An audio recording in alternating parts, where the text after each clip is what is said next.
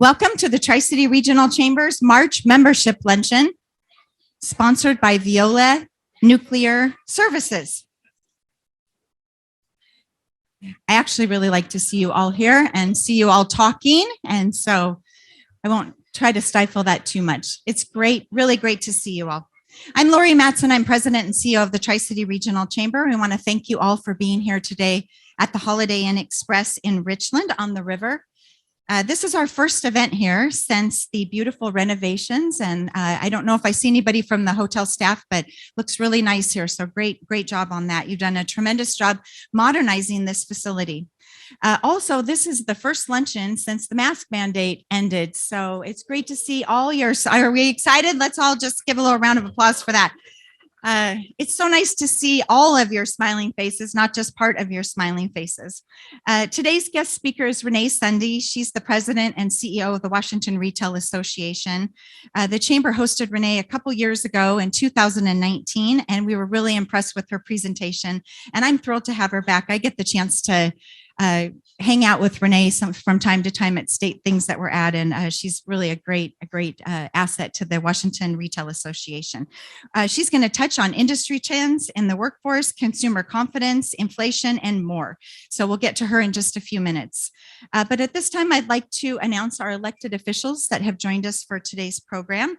So sitting here at the head table is State Representative Matt Binke. Thanks for being here, Matt. It's good to see you. From the city of Kennewick, we have Mayor Bill McKay. Not sure if Bill's here yet.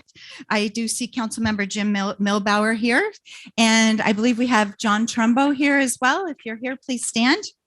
And from the Port of Benton, we have Commissioners Roy Keck and Lori Stevens. I see you both here. Thanks for being here. Have I missed anyone? If I did, please raise your hand or just stand up so we can recognize you. All right, good. We didn't miss anybody. So let's just give all of our elected officials a round of applause. They do such great work for our state and our community. And now I'd like to ask you all to please stand and join me for the Pledge of Allegiance. I pledge allegiance to the flag of the United States of America and to the republic for which it stands, one nation, under God, indivisible, with liberty and justice for all. Thanks. You may be seated. So before we get into the program, I have a couple of chamber updates to provide you with. We're now accepting applications for our Business on a Roll awards. So if your business saw significant growth in 2021, you should consider submitting a nomination. We'll be presenting 3 awards, one to a small business with 10 or fewer employees, one to a business between 11 and 50 employees, and one to a business with over 50 employees. Last year's winners included RoofMax of Tri-Cities, Carbitex, and Christensen. This year's awards will be presented at the Chamber's annual meeting and awards luncheon on May 25th. And the award criteria and nomination forms are available at tricityregionalchamber.com. So please submit your nomination by November. Oh goodness, I'm flying through the year. By April 11th to be considered. And I believe we have a QR code. I love spring and summer, so the last thing I want it to be is November, trust me. So last update, the 2022 session spotlight just wrapped up, or sessions wrapped up in Olympia, and many of the bills passed could impact your business.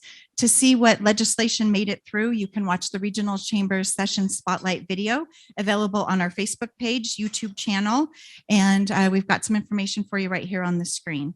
And while you're there, please like and subscribe our page. We'd sure appreciate it. So now I'd like to invite Elizabeth Holt to the stage to announce our March Member of the Month and present our membership plaques to our newest member. Elizabeth. Yes, thanks, Lori. Like she mentioned, we have some of our newest members who are able to join us here at the luncheon today. So if I announce your name, please join us here at the stage and receive your membership plaque from Lori, and then we'll pose for a group photo. So first we have Troy Franson with Pedigo Tri-Cities. We have Mary Maddox and Ashley Gage with Maddox Dog Training Academy. We have Keith Peterson with Backflow Tri-Cities.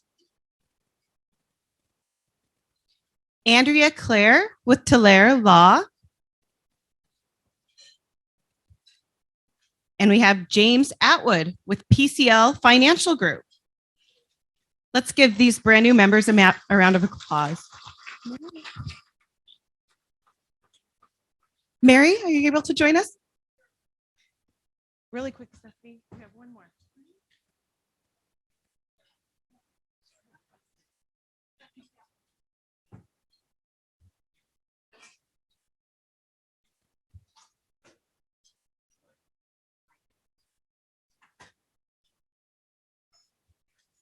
Perfect. Well, let's give them one more round of applause. Thanks for joining the Regional Chamber. Now it's my pleasure, as always, to announce the March Member of the Month. The Awards and Recognition Committee takes special consideration to recognize a business and organization that positively impacts our community. I am pleased to announce that the committee has chosen Hayden Homes as the March Member of the Month.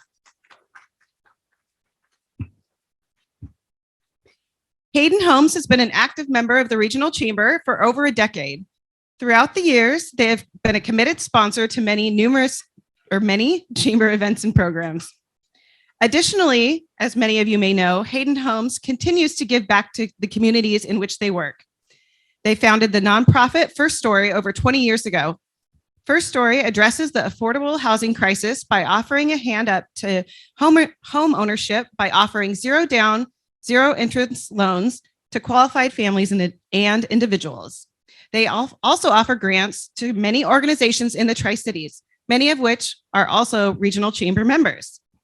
And you probably just saw Gina up here. Thank you, Gina and Katie, for being here today. Let's give Hayden Homes a round of applause as well. Thank you.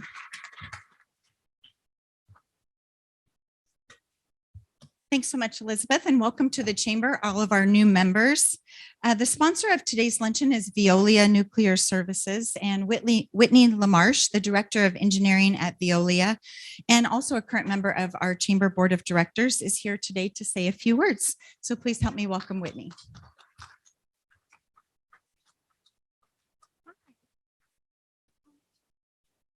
Good afternoon. Finally, nice to see some faces. I've been emailing with Meyer for a couple of years over emails and FaceTiming them, and I finally got to put some faces with them for the first time in 2 years, so that feels really good. I also wanted to let you know a safety topic. These are hand sanitizers, and the top will spray out the isopropyl alcohol, and we actually had an employee squirt himself in the eye, so please be careful. Yeah. And then lastly, these are just cord ties for trying to organize everyone's cords with everyone's different phone chargers these days and laptops. All right, you can go ahead and maybe I can do this, or maybe will you just skip through for me? So Veolia seems to be a big company that nobody really knows who we are. So hopefully most of you have seen our signs around town or interfaced with some of us in the community. But I just wanted to give you a quick overview. I won't engineer you too much with what we actually do for work. But as a global company, we have 3 main focuses with 200,000 employees, and we also average about 35 billion in annual sales. And what does that mean for a global piece? What we do is we focus on water technologies, waste management, and then energy efficiencies. And what we can do with that is we have Veolia North America, Veolia UK, and Veolia France. So it gets really confusing because we've also acquired a lot of companies in the United States. So we've become a big conglomerate of different technologies that we've purchased over the years. So with that being said, Veolia North America is also broken off into a new section that we've kind of generated over the last 4 or 5 years, from Kirion, Vista, Waste and Engineering, into a federal services branch where we can do DOE work across the United States and some of the big complexes doing waste remediation and water technologies. So for this one, we have Richland, Washington, Piketon, Ohio, and Oak Ridge National Labs as our main sites that we focus on, but we also touch at Nevada Test Site. We interface with a lot of the national labs, and we have contracts with a Navy ship right now that we're decommissioning and taking the reactor out of that. Go ahead and switch. But just within like the United States, what we do, but we also support our communities where we have local offices. And that's what I wanted to kind of talk about today with the chamber, because there's people from all over of STCU. I've seen Port of Benton. I've seen insurance companies, GISA, Cadlick Foundation. So just all of us coming together to support where we work in the Tri-Cities. Hapo Community Credit Union, we've done some stuff for back to school with kids. I talked with Jamie about doing Cadlick Foundation donations. We did Juneteenth last year. Charbella helped us sponsor that. And then Tracy and I are on a board for charity contributions. So I also wanted to say that we have these forms that I've tried to give out to the community to get input for people to fill out. And I think I sent you one last week. So please grab a card from the desk with my information, or you can reach out to Lori to get these forms for donations for around the community. And then additionally, you can switch to the next slide, please. We also work with a lot of small businesses around town and help support them as well, trying to get into the DOE market where they don't get the NQA1 services or the bigger contracts that we can go and get, and then we pull them behind us to help bring revenue into the Tri-Cities. With that, I'll let you guys eat your lunch, and thank you so much for letting us bring everybody together and sponsor this event. Whitney, thanks so much. I just want to get this straight. You have forms available for organizations to apply for funding, sponsorships and things. Okay, so you heard it all here. So I know there's a lot of community organizations that could use some additional funding. So thanks for what you do for the community, and you're a really great sponsor for the chamber as well. We appreciate your partnership. So now I'd like to turn things over to Andy Sterling, the chair of our board of directors. So come on up, Andy. Nice to see you. You too. Right. Well, one thing I've learned from this group is that I can't start this off with a joke, so I'm not going to do that today. Oh, that's actually more of a laugh than I've got previously. So I'm actually really excited about our speaker today. Renee was here a few years ago, right? And her presentation was remarkable. I know that we used it at work to kind of share some of the trends and things that you were sharing with us. Frankly, I'd like to hear more. I'd like to hear it more often. Like if you could be here maybe quarterly, we'd love to have that. Maybe have you move to the Tri-Cities. Am I putting you on the spot at all here?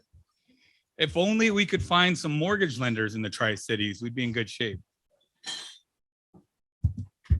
All right, let's get to the program. Enough of my wonderful jokes. Today's guest speaker, as I previously mentioned and you heard from Lori, is Renée Sunde. Renée is a visionary leader focused on strategic growth and industry engagement, developing partnerships, garnering statewide influences, and has been leading WRA, or Washington Retail Association. Sorry, you guys, I'm having a hard time keeping this up here. As president and CEO since 2017. As stewards of Washington's retail experience, the Washington Retail Association is dedicated to working for Washington retailers to grow and strengthen their position with consumers, legislators, and their marketplaces. Prior to joining the WRA, Renée served as Economic Development Director for the City of Olympia and Deputy Director for Thurston Economic Development Council. Please help me welcome Renée Sunde.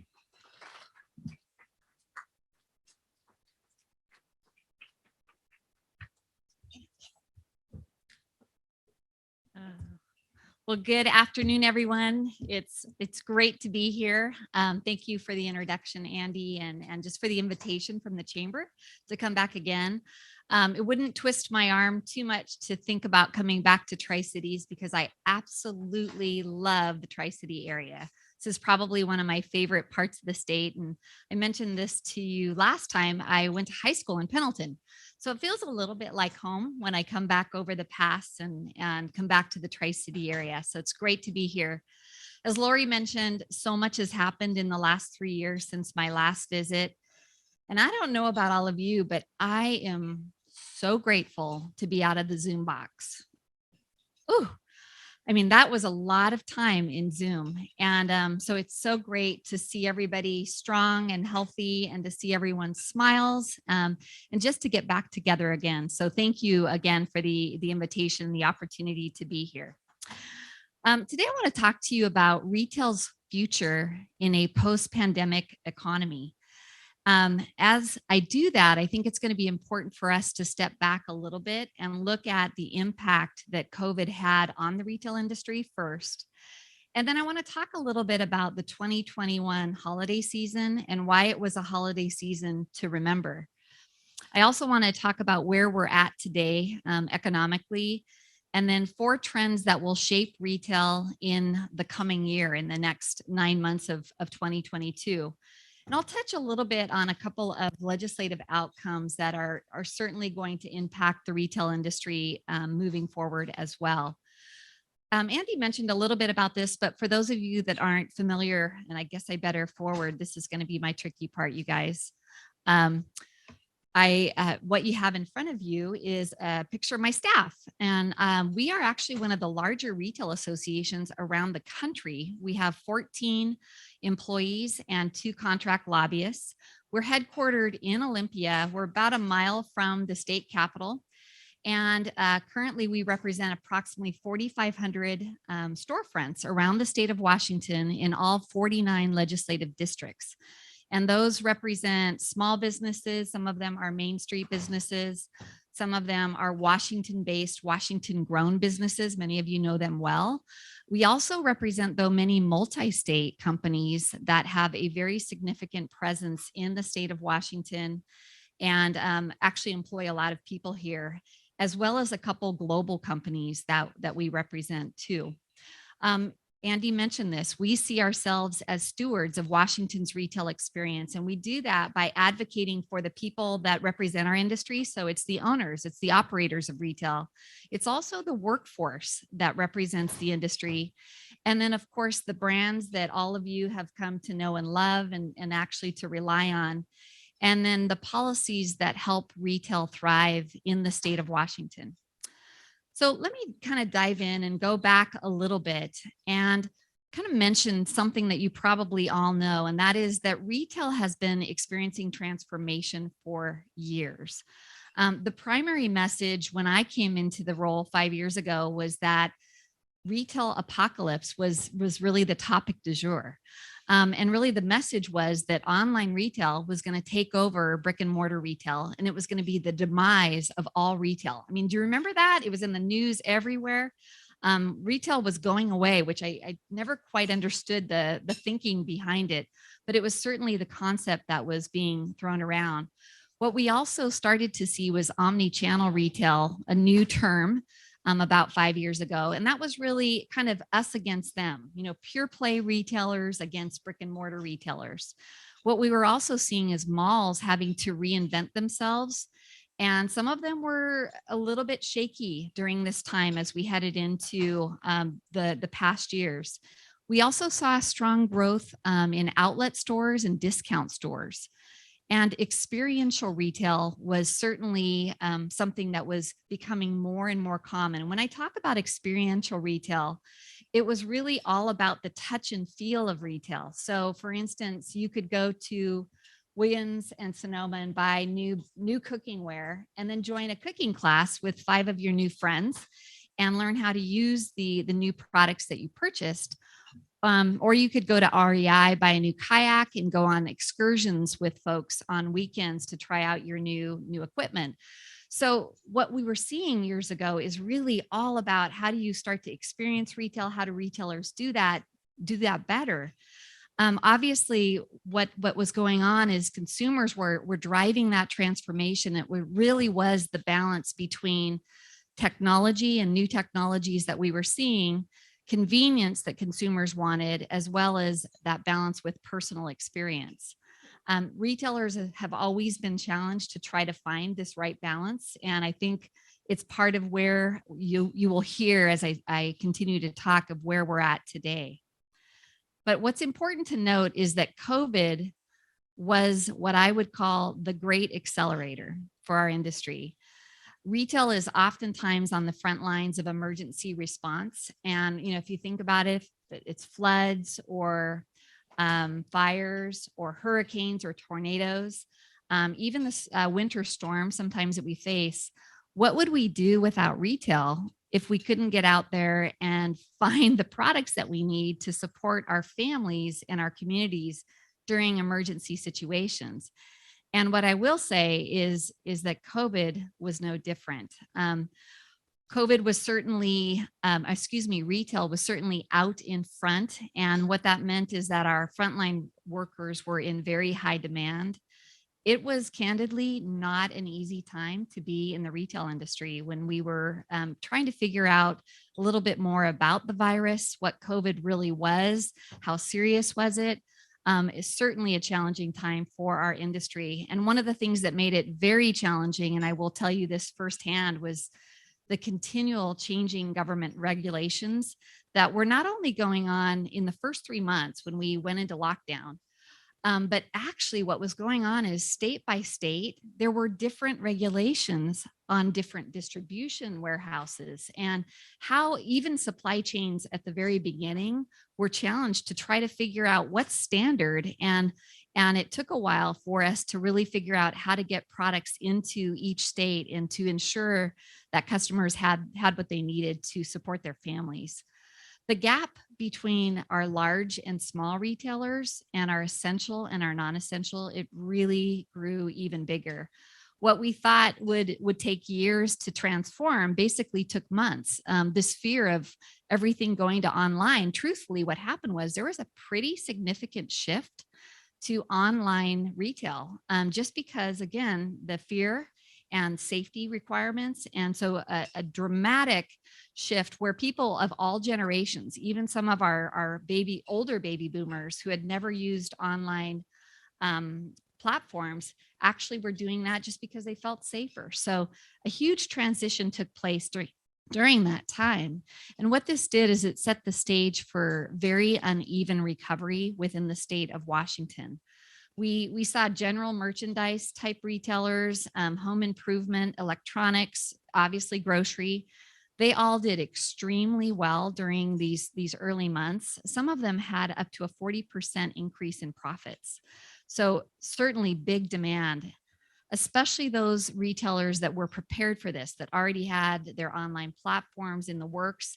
They, of course, you saw them begin to thrive much quicker than other retailers. Non-essential retailers, however, they struggled greatly.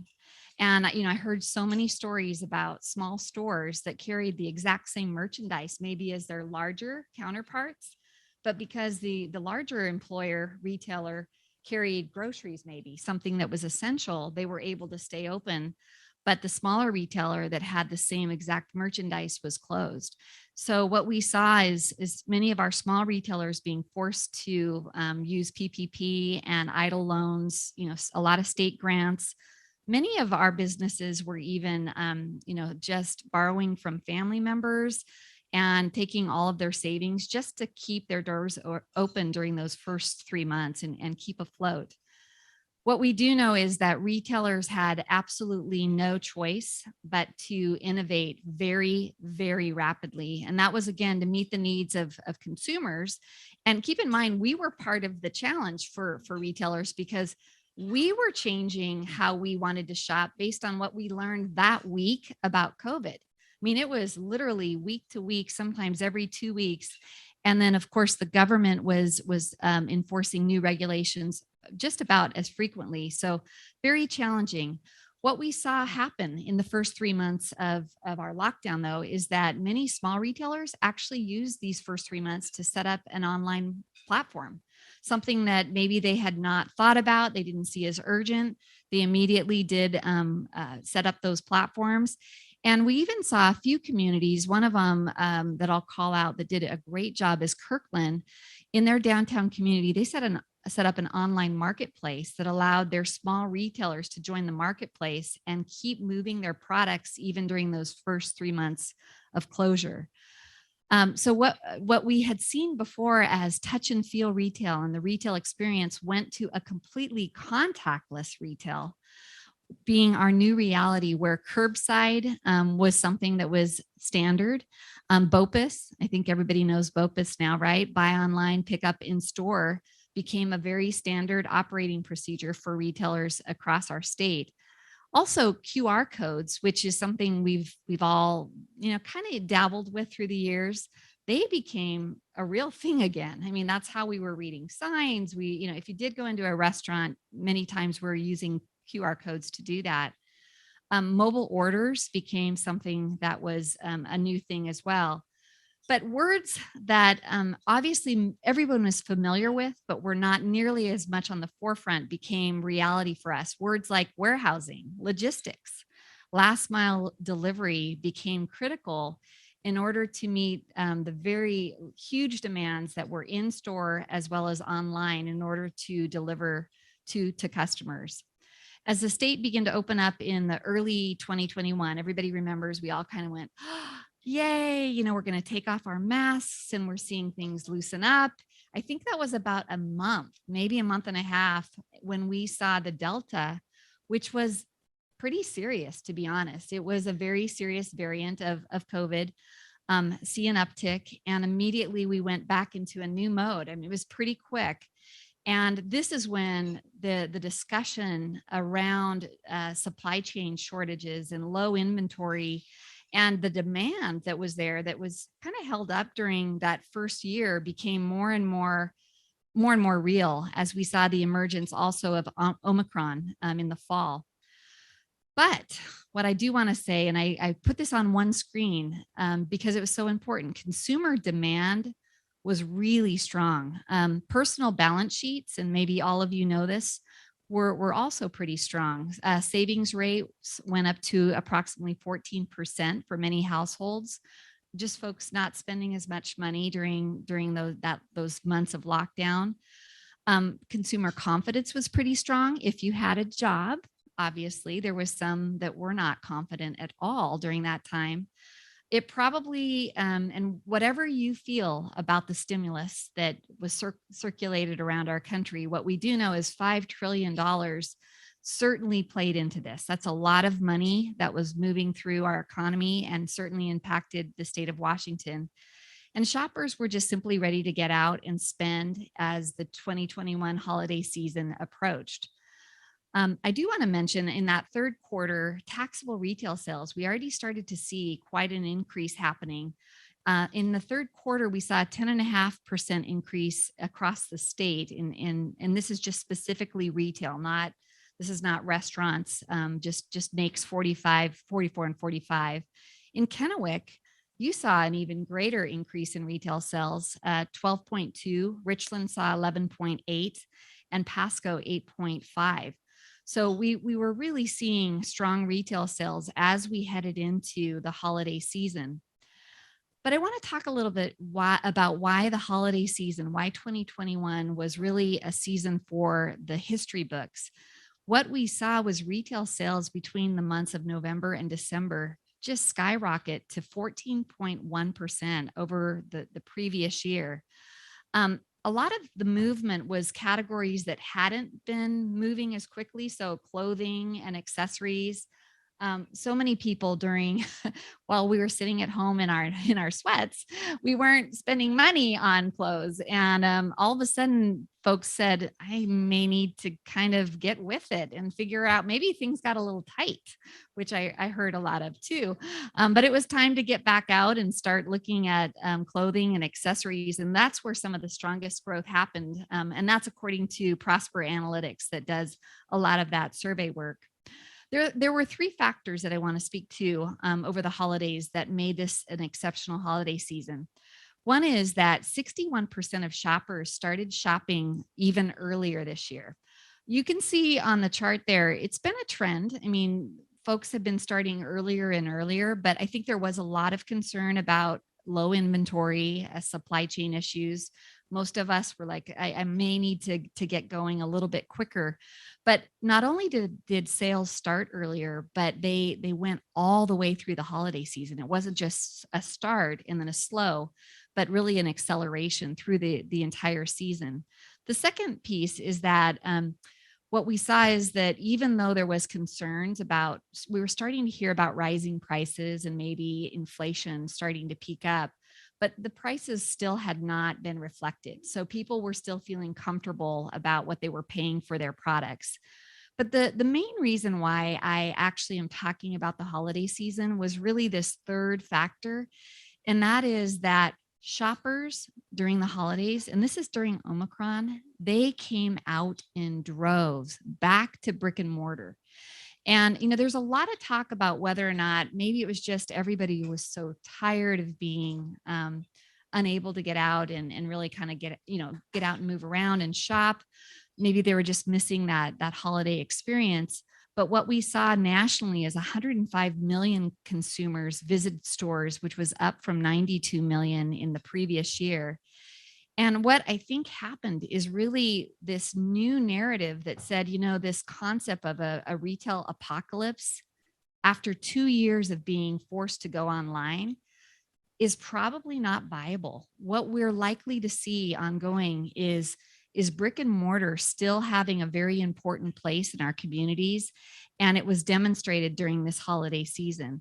According to research by Forrester, what we know is by 2024, they're anticipating that 72% of retail sales will still take place in store.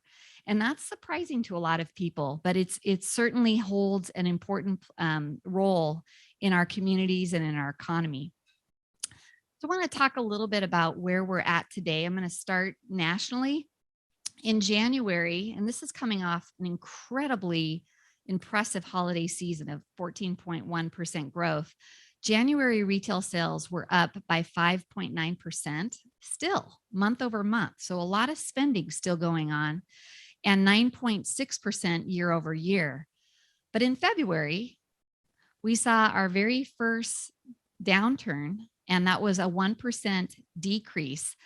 Now, what's interesting about these numbers is they don't include restaurants. So what you'll see is when you start to see how restaurants were doing in February, people were starting to go back out, entertainment was starting to loosen up. So there was a shift a little bit. And we know that there's going to be a shift from pure retail to more service-oriented expenses. But we did see our first decline. And one of the interesting parts of that number is that 3.7% of the dent was in online shopping. So still brick and mortar was seeing some good increases. But we are still up year over year, 13%. So where are we at today in terms of unemployment in Washington state? And the latest numbers that I'm able to pull are from January, which show that we have hit a new low for really since the pandemic of 4.4%. If you look at the purple line there, we're not far from our pre-pandemic employment level. What we do know is that retail and hospitality had some of the highest gains in wages, which is probably not surprising, knowing that it was difficult for hospitality and retail to keep those workers on the front lines. That is coming from Department of Labor. And we've also seen it in just some recent announcements in the last month, but Target announced that they're now paying $24 an hour with benefits. That's pretty impressive. And Best Buy is following right in line with, I think they're coming out right about the same, right around $24 an hour. So we're seeing some significant increases in retail wages. It's going to, as we all know, put some pressure on smaller retailers. I think that's the one unfortunate piece of this, but certainly good to see wages increasing. The Economic Forecast and Revenue Council, they issue their quarterly reports, and that came out about 3 weeks ago or 4 weeks ago. And Washington is predicted to outperform the national economy in both personal income growth as well as in employment over the next 3 years. And what that means is state revenues are forecasted to increase by $1.45 billion in this biennium, and then $1.3 billion in the 23-25 biennium. So it certainly paints a picture that all of us should be somewhat encouraged by for our economic future here in the state of Washington, at least for the next few years. But I want to take a very big, I hate to say it, big but, but a big but. Looking ahead into 2022, even with all of the strong performance that I've talked about at the first of the year, we are back at kind of a similar place. We have a lot of uncertainty right now about our economy. And We are seeing the highest inflation that we've seen since 1982, the year I graduated from Pendleton High School. Yes, I feel old. And it's hovering between 7 and I think, I hear different numbers all the time. Maybe our bankers can tell us, but 7 and 8%. But certainly the highest inflation that we've seen in years, 40 years. We've also seen a drop in consumer confidence. The National Federation of Independent Business is reporting that the index dropped to 95.7, which is the fourth lowest rank mark in the last 5 years. So consumers are getting a little bit wary right now. There's just so much uncertainty as we head into some of the things we're seeing. It is starting to hit household purchases, and there is some restriction going on in spending, especially because those people that are getting back out and driving again. I mean, how many of you have filled up your tank recently?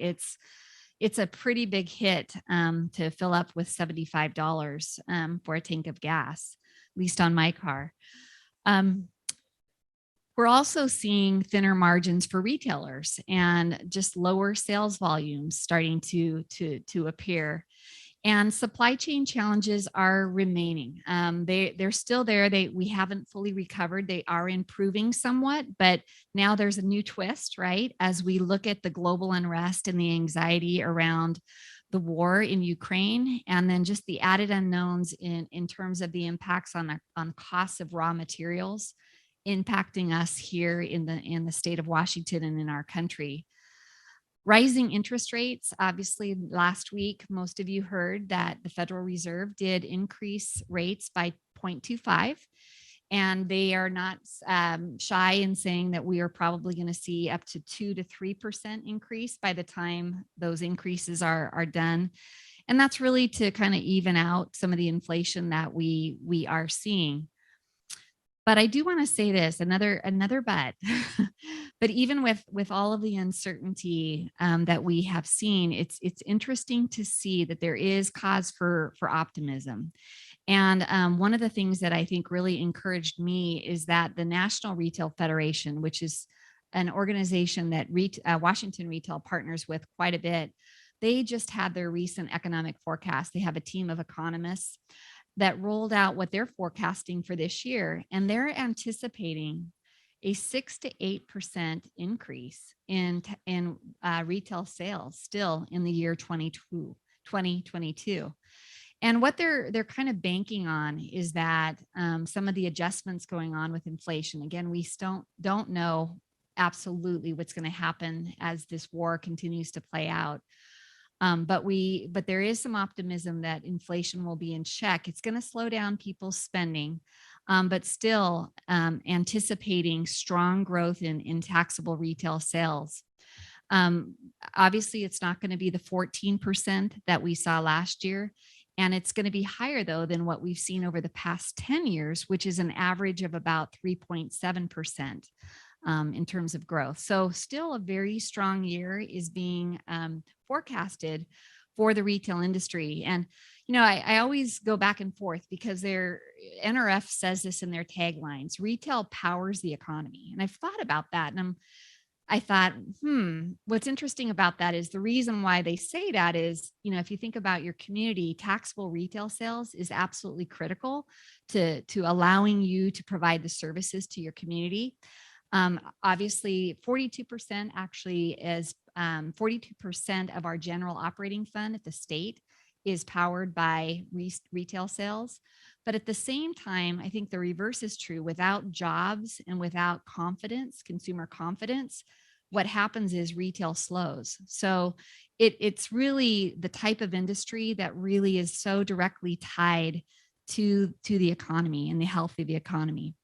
What we do know as we head into the next months of the year is that retail's resilience is really on full display. I mean, that's what's happened to our industry. We have become extremely resilient, extremely able to navigate changes and do it quickly. I think you're going to see retailers staying nimble and certainly dedicated to serving their customers, looking for ways to keep costs down and yet provide quality products as well. So I want to quickly move into 4 trends that you will likely see as we finish the next 9 months of the year 2022. And as much as I call this a trend, the first one is that hybrid retail is likely here to stay. So maybe it's not a trend. This may be something that we see for many years in front of us. What really happened over the past 2 years, I mentioned that omni-channel was kind of new and it was us versus them. Today, it is all about hybrid retail. What we are seeing is that shoppers are starting maybe online, moving into offline platforms, back and forth multiple times before making their purchase. I like this slide because it really shows how complex the journey for consumers has gotten. What we know is that consumers are now starting with their research process, and they're going to websites, and it shows literally what's the first area of research. Websites. They're actually doing some of the research in store through social media, through marketplaces, talking to friends and family, and looking at consumer reviews. And then they're moving their shopping. And so this is when you get more serious about, well, where am I going to buy what I've been researching? They're actually still looking in store. And using mobile apps, websites, voice devices, and social media to actually go through the shopping experience. And then the purchase is happening now pretty much equally in store. Well, not equally, it's still more predominant in store, but also online and hybrid. And hybrid is working 2 ways. BOPUS was buy online, pick up in store. But how many of you have gone into a store now and what you're seeing is they're shifting their inventory where they have less inventory in the store? You go in to shop, and then what they do is they pull it up online. You actually are buying it online and it's getting delivered to your home. So the integration of retail is now fully hybrid, and it is a significant change from what we have seen over the years. I want to mention a new trend that we're seeing too with malls, and it may spark some ideas, but malls have jumped into an e-commerce type business where they're launching websites where shoppers can actually purchase items from multiple stores in a mall. And then through a platform, they're able to either have it delivered to their home. So it's combined, which is, probably still pretty cumbersome because there's got to be someone picking the products, right? Bringing them together. Or they're able to pick them up in the mall itself. So just a very new concept for malls, looking for how a mall can be integrated with this hybrid approach. But what I will say with this trend is delivering a seamless and integrated stress-free experience is going to be critical for retailers. And this is not just for large retailers, but small retailers as well. Another trend that you'll continue to see is actually a newer trend, and that is the rise of the conscious consumer. What we're seeing with consumers is that there's much more focus on environmental concerns, a desire for a little bit better representation of products within a store, representing minority groups. Retailers are going to have to evolve in order to hold brand relevance in 2022. And what's consumers are doing is they're requiring retailers to kind of show off what is their culture and what is their purpose. And that's a scary place for a lot of retailers because you're going to alienate some and you're going to gain some customers. And it is a very new time. That's been a result of some of the experiences that we've had over the last 2 years. What we do know is sustainability will have to be at the heart of every business, and it's going to cross the entire supply chain. So more and more pressure as retailers begin to look at consumers and respond to consumers. What we do know is 90% of consumers are more concerned about sustainability than they ever have been before. And that's surveyed again through Prosper Analytics this year. Another trend, let me go back. Another trend is that social commerce and live streaming is going to continue to grow. So what we will see is in 2022, online retail is still going to keep growing. I mean, this is not, we're not going backwards. By the year 2024, about 20% of retail will be done online. So it's still continuing to increase. And social shopping, which is a new term for many of you, is now the fastest growing area of e-commerce. At the forefront of social shopping is actually live streaming, where people are watching a live stream video and then they're able to click right out of that live stream video and purchase their products. So this is a really rising trend. We've seen a 40% increase in live streaming app sales in just the last 3 months. So more to come on this in the year 2022. And then lastly, loyalty will become a very new frontier for growth in the retail space. With consumer behavior continuing to change and the experience of customers getting more and more important, whether it's reputation management or it's choosing a retailer where you can trust that it's easy to buy the product and then return the product, that's becoming more and more important. Also, flexibility with managing finances. What we're seeing is a lot of Gen Zers, some Gen X are using buy now, pay later as a new source of financing. It's really quite interesting. I can't imagine actually as a baby boomer, I'm kind of like, no, but boy, I know several younger people that are using this regularly, and it's becoming definitely a trend. We're seeing loyalty programs going far beyond just retaining employees, or retaining customers, but rather rewards becoming a very competitive tool for retail as we move forward. I do want to pause though, because another interesting trend that's tied to loyalty is there was a movement during the pandemic to actually shop more local. So that might sound interesting. Just, looking for cherished products, those things that are locally curated, wanting to support retailers within a local community. There's certainly a rise in that. But this is the challenge for small local retailers, is that desire that the consumer has to have the balance between convenience and technology, and the experience is still there. So they're not really giving the same pause for small retailers. Local retailers are having to really step up and look at that balance for their consumer as well. And so that is going to be a challenge as we move through the year. I think one thing I would say before I move into the very last part of my presentation is with all the uncertainty that we're facing, I think the only thing we can be very certain of is what we've seen now through years, and that is the transformation of the retail industry is going to continue to play out right in front of us. And what we're seeing today, and like you said, Andy, coming back every 4 months, probably retail is going to be changing that quickly. And much of it is about technology, and much of it is about all of us and how we really see our lives changing and the need for convenience in our lives. So lastly, I just want to talk about a couple outcomes from this year's legislative session. I don't know how many of you have heard, but session ended on March 10th. I was talking to Representative Banky earlier, and we're all so relieved. This was a very intense 60-day session. It was very difficult to be fully virtual, again, sitting in Zoom meeting after Zoom meeting. For those of us and my lobbyists, having 1 minute to make a case for the retail industry on a particular bill is so difficult, and not being able to meet in the halls and talk to our representatives and just have those side conversations. This is a really difficult way to do policy. And it certainly was a challenging year for us.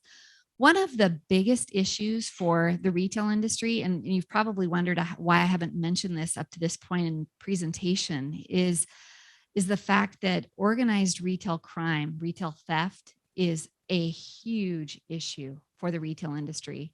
Right now, what we know is $2.8 billion in retail theft happened during the year 2021. And it is taking a huge toll on our businesses. What we're seeing is smash and grabs happening in malls and in local stores. I don't know if any of you saw the recent ATM thefts where there are vehicles going through the front of Walgreens, and several of them last week up on the west side into Walgreens stores, stealing those ATMs. Pot shop robberies this last week, a rash of them around the Seattle area, with actually some turning deadly. So these are getting extremely serious. It's escalated. It's become more threatening. It's become combative. It's very violent. And it's really creating a culture. And this is my biggest concern for even for brick and mortar retail is I'm hearing from members that they're struggling with their employees feeling safe coming to work. So it's not even just customers coming to the store, but getting the employee to feel comfortable being in a public environment. It's not so much what you're seeing on the east side of the state here, but we're really seeing it on the west side in some of the more urban communities. Recently, Amazon announced, so they had bought the old Macy's building in downtown Seattle, and they recently announced that they're moving 1,800 of their employees from the Amazon headquarters to another site. My guess is it might be Bellevue, where they're not seeing the same levels of crime. And just because those employees don't feel safe coming to work. So there's a lot of work going on around this issue. There were 3 bills that WR supported that would have been critical in helping really slow this activity. And we were extremely disappointed. None of these bills moved through the legislature. One of them was HB 1656. It would have added the act of concealment to the definition of theft. I remember working in retail in my early years at the Bon at the time. And, I knew exactly who all of our loss prevention folks were. And when we saw people that were concealing items, they would have eye contact with the salespeople. And then when they started to kind of walk out, they would gently take their arms and take them into a side room. But what we're seeing right now, and you're seeing it on video everywhere, it's blatant. It's just packing up your person with items, and literally no one's doing anything because they can't. And law enforcement is being forced to hold off. And really some of the reform bills that took place last year are making it even more challenging with the next step. And so this has become such a serious issue for retailers. SB 5781 would have added multiple accomplices to organized retail crime just to enhance the penalties. That did not pass.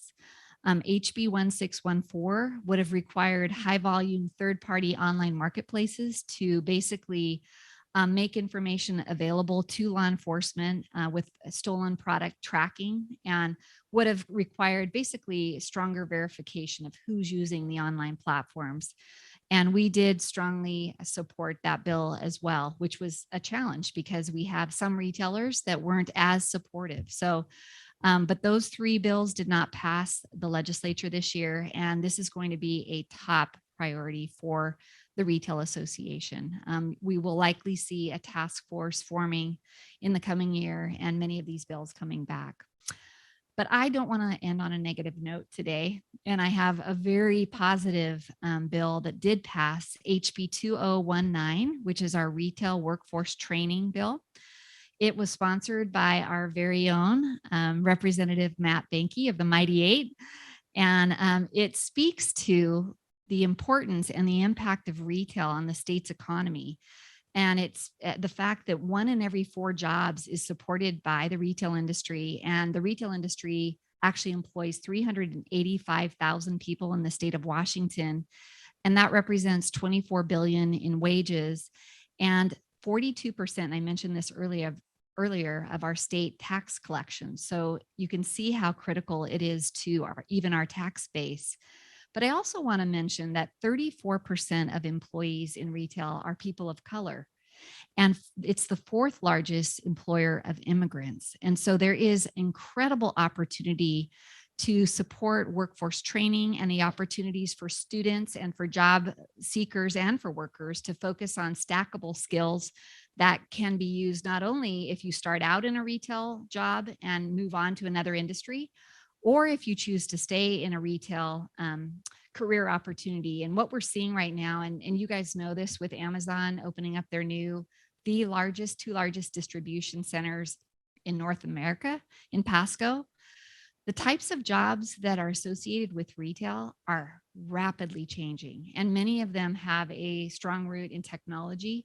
So incredible opportunities as we move forward. What this bill will do, just very quickly, is help to build strategies that will connect training to pathway and retail opportunities. So it's going to be a partnership between the Workforce Board, the State Board for Community and Technical Colleges, OSPI, ESD, and then working with a retail association to come back to the legislature with some really good intel on where the retail industry is going. So we're all kind of waiting with bated breath to see if the governor signs this bill. We want to make sure that it does get signed and over the finish line. But I just want to say a huge thank you to Representative Banky for your work on this. Outstanding. One of my employees, Rose Gunderson, did an incredible job lifting this with Representative Banky and supporting the bill. So we're very excited about where this will go. But with that, I want to just say thank you. I know we unpacked a whole lot today. I hope that you learned something new about the retail industry and about where we've come from, where we're headed. Would love to come back and talk to you again at another time, but I want to thank you all for the opportunity, and I'm happy to stay after to answer any questions that you might have. So thank you.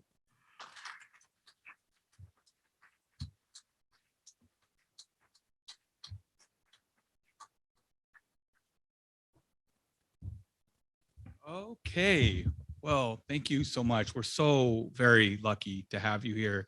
Presentation, you're such a great speaker. So maybe we give Renee another round of applause, please. Thank you. Keep applauding. Keep going. Okay. Oh, actually, this is great. Logan, you want to come up and give some stuff away? Yeah, absolutely. Thank you so much. Good hustle. Okay, so we have actually quite a few really good giveaways. Okay, so the first one is going to be $50 to Lulu's. That is going to Chance Maddox, if he's in the room.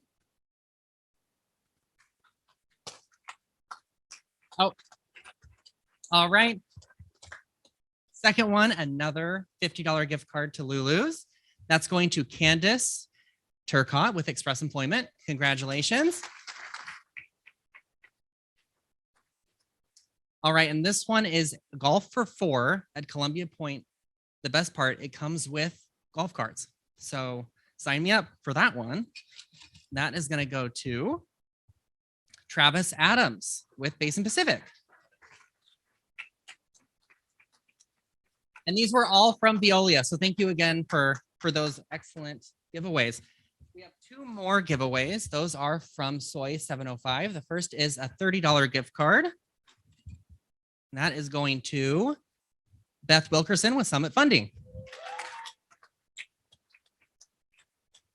All right, the second one, another $30 gift card with Soy 705. That is Roy Keck with Porta Benton. All right, thank you, everyone. Nice, thank you, Logan. All right, so let's share some appreciation here. Veolia, thank you so much. Where did you guys? Oh, thank you so much. Appreciate your presentation. Yeah, right there. Round of applause, you guys. Thank you, and thank you for everything you do in the community. It was great seeing that. Again, Renee, I just love having you. I feel like I'm speaking for the majority of the room, but we'd love to have you back sooner than later. Your deck was great. I did get the okay from Lori that if you would like to receive a copy of the deck, to just reach out to her and she can send that along. So also would want to thank the Holiday Inn staff. Want to give you guys a round of applause. I don't know if we have anybody in the room. Nobody in the room. That's fine. And then for our few, oh, this is great. I didn't know that I had, okay. And then for those that joined online, that's we also want to say thank you. Well, yeah, I've got a teleprompter right here. That would have been nice earlier. All righty. So join us Wednesday, April 27th for the Regional Chamber's Four Corners Legislative Luncheon, sponsored by Energy Northwest. And I think we had There's some folks from Energy Northwest here. So thank you for that. Looking forward to that. The highest ranking state legislative leaders representing both parties are traveling to the Tri-Cities for bipartisan luncheon focused on issues that are most relevant to the local business community.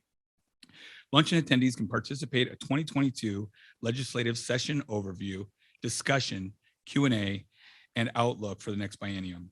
Registration opens next week, so watch for your email on that. And thank you all again for coming out, for being here in person and removing those darn masks. Have a great day.